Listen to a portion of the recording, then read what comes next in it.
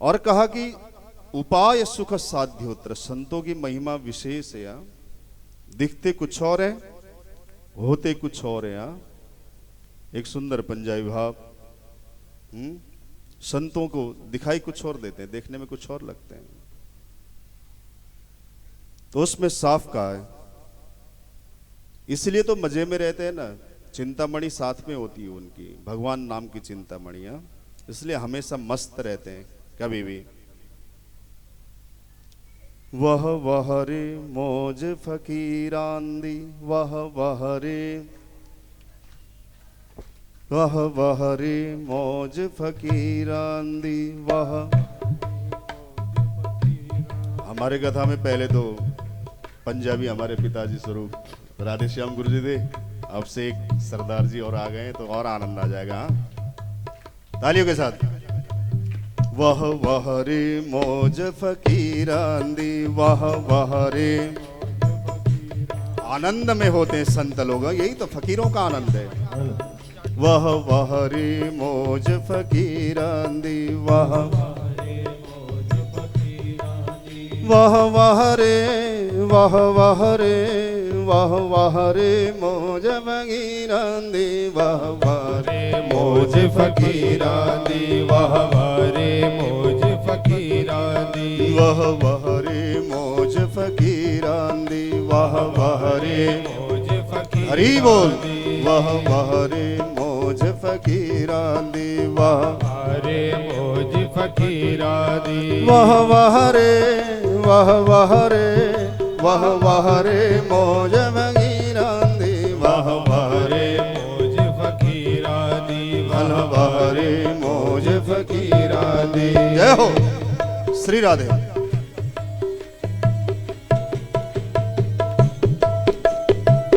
राधे।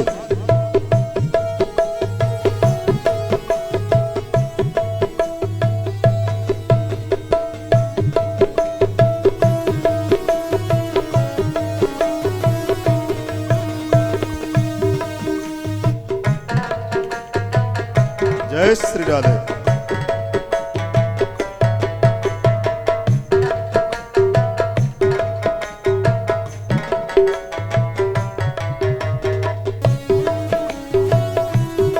हरि बोल।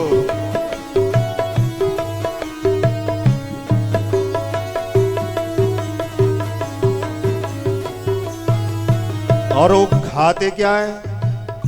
जैसा भी रूखा सूखा मिल जाए। संतों की यही विशेषता होती है। उन्हें कोई देसी घी में चुपड़े हुए रोटी नहीं चाहिए इनको। क्या क्या खाते हैं?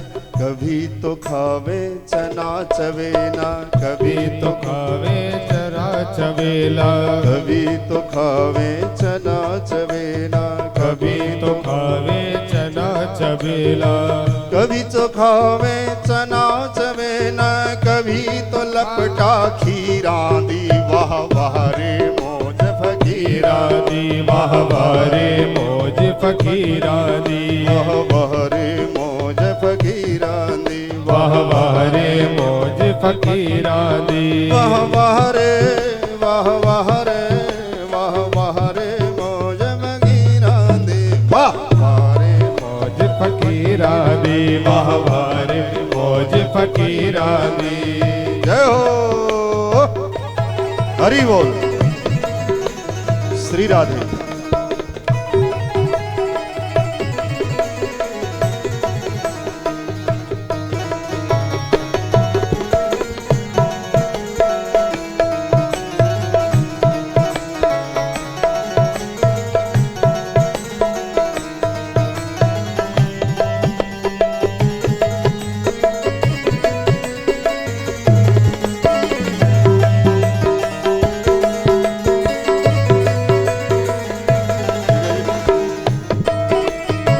राधे। थोड़ा ताली बजा लो माताओं।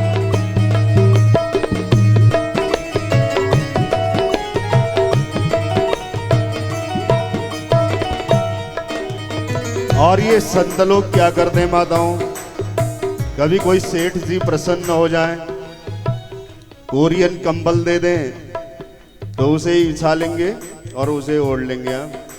अब कंबल फट जाए तो टेंशन नहीं लेते, कोई बात नहीं, दूसरे सेठ जी की इंतजार नहीं करते। वो क्या करते हैं, कभी तो ओढ़े शाल दुशाले, कभी तो ओढ़े शाल दुशाले, कभी तो ओढ़े शाल दुशाले, कभी तो ओढ़े शाल दुशाले, कभी तो ओढ़े शाल दुशाले, कभी गुदड़िया लीरा गी। वाह वारे मौज फकीरा दी, वाह वारे मौज फकीरा दी, वाह वाह रे मौज फकीरा दी, वाह वारे मौज फकीरा दी, वाह वाह रे वाह वाह रे वाह वाह रे मौज फकीरा दी, वाह वारे मौज फकीरा, बल्ले बल्ले वारे मौज फकीरा दी।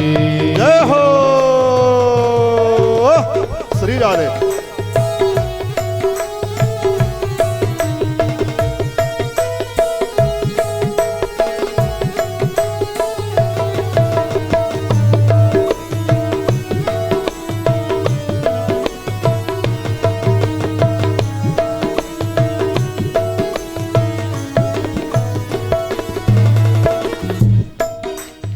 और संतों की विशेषता एक और भी है माताओं।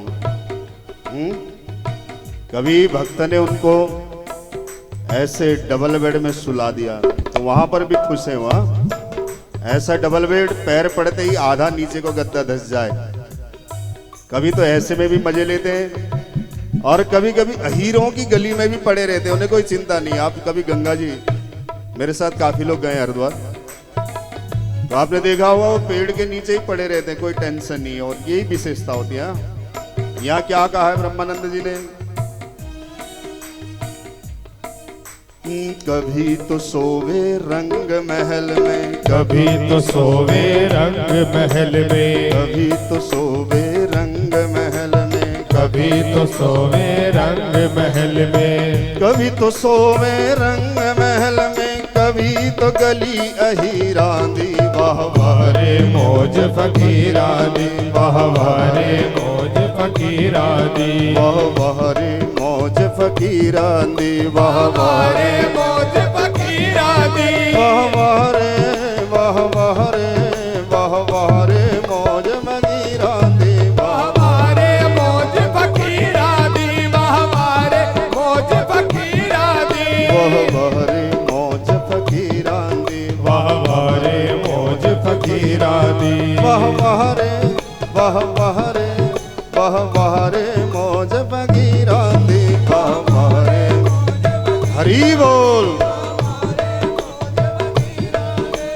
जय हो।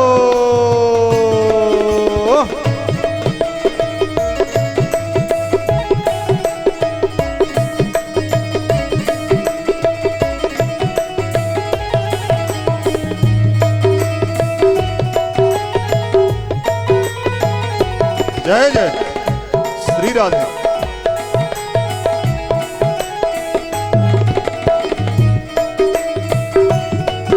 जय जय।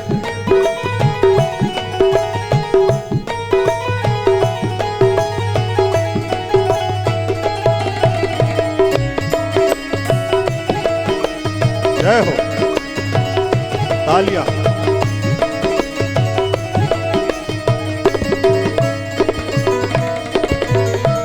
और इनकी बड़ी विशेष बात है। ये खाते कैसे, कभी किसी से मांग के, कभी किसी से मांग के, कभी किसी से मांग के, एक एक टुकड़ा करके खाते हैं। और चाल महात्माओं की क्या कहने, BMW कार में सवार होने वाले भी शर्मा जाए, ऐसी चाल होती है मस्त। मंगतंग के वो टुकड़े खांदे, मंगतंग के वो टुकड़े खांदे, मंगतंग के वो टुकड़े खांदे, मंगतंग के वो टुकड़े खांदे, मंगतंग के वो टुकड़े खांदे, मंगतंग के वो टुकड़े खांदे। ताली बजाओ ना। अरे खुद तो ऐसा नहीं कर सकते हो जो ऐसा कर रहा है। ऐसे महापुरुषों के नाम के लिए तो आपके हाथ उठने चाहिए थोड़े से यार। बजाओ ताली।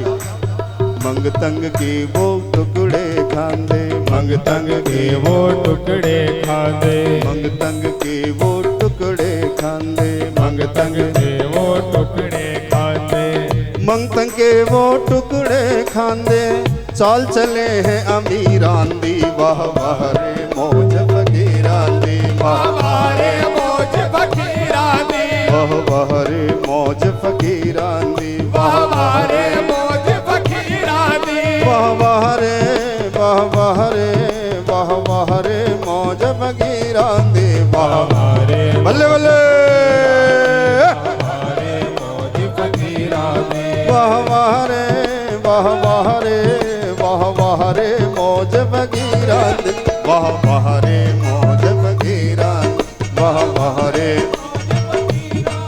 वाह वाह रे मौज फकीरांदी, वाह वाह रे मौज वाह वाह रे मौज फकीरांदी, वाह हमारे मौज फकीरानी, वाह वाह रे मौज फकीरानी। बोलिए संत और भगवंत की। संत ही भगवंत हैं। ये करते कुछ और है, दिखाई कुछ और देता है, यही विशेषता है यहाँ। बाद में तो सनातन सनत कुमार है ना, आनंददायक जीवन है जिनका, जिनके बारे में अभी कुछ पता चला। तो ऐसे संतों ने समझाया, देखो नारद, उपाय दुराराध्य नहीं, ज्ञान वैराग्य जाग सकते हैं, और जो सुख साध्य है ऐसा उपाय मैं आपको बताता हूं, और वो उपाय आप जानते हो। बोले मैं जानता हूं। बोले हाँ, सुनो। द्रव्य यज्ञ, तपो यज्ञ, योग यज्ञ आदि कई प्रकार के यज्ञ हैं। कर्म सूचक यज्ञ है जिसमें विधि विधान को प्राधान्यता दी जाती है। आप हवन करो, विधि विधान चाहिए। ज्ञान यज्ञ के लिए कोई विधि विधान की जरूरत नहीं है। मैंने पहले कल ही कहा था, कोई नहा के भी आ सकता है, बिना नहा के भी आ सकता है। ये कथा की विशेषता है यहाँ पे। भागवत तो सबको शुद्ध कर देती है। और सत्कर्म सूचको नूनम, सत्कर्म की सूचना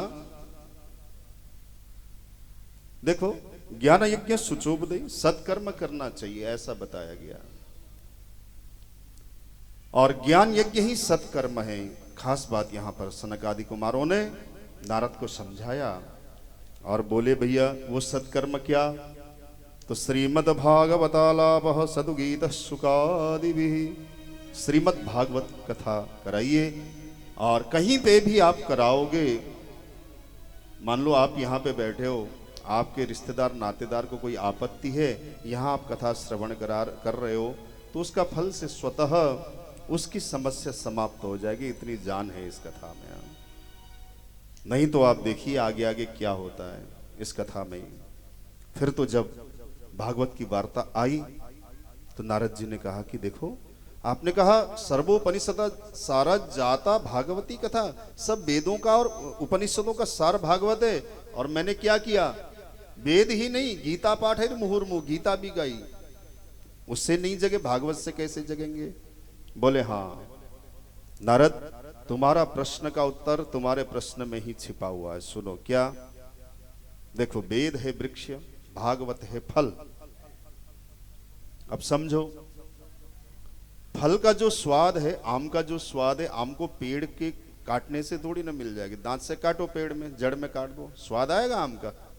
थोड़ी बहुत खुशबू तो आ सकती है, स्वाद बिल्कुल नहीं आएगा। पत्ते चबाओ, टहनी काटो, नहीं आएगी ना। बस फिर फल का मजा तो फल में ही है। तो वेदों का भी फल है।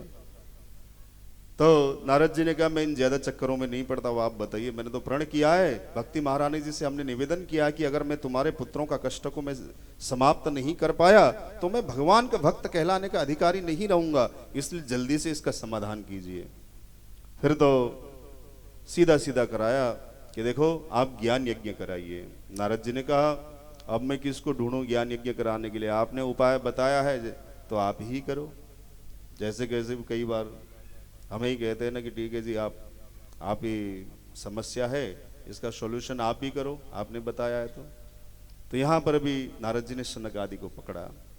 फिर तो कहा कि हमें एक ज्ञान यज्ञ कहाँ करना चाहिए? कहा, गंगाद्वार समीपे तु तटम आनंद नामकम, गंगा के किनारे आनंद नाम का जो तट है, यानी कि हरिद्वार में यह कथा होनी चाहिए। देखो बद्रिकाश्रम पहाड़ में समझ में आती है, और वहां से सब उतर के आए हैं हरिद्वार में। हाँ, और सबको लेके आए, सनत कुमार के साथ आए नारद जी गंगा के तट पर, अपने भाग्य का प्रशंसा करते हुए कहा, भाग्योदय न बहुजन्म समर्जिते न। ये कथा वैसी नहीं मिलती माताओं, एक भाग्य का फल नहीं है, भाग्य का उदय होने से, कई जन्मों के भाग्य एकत्रित होने से यह मिलती है। ये नारद जी कह रहे हैं, मैं नहीं कह रहा हूं।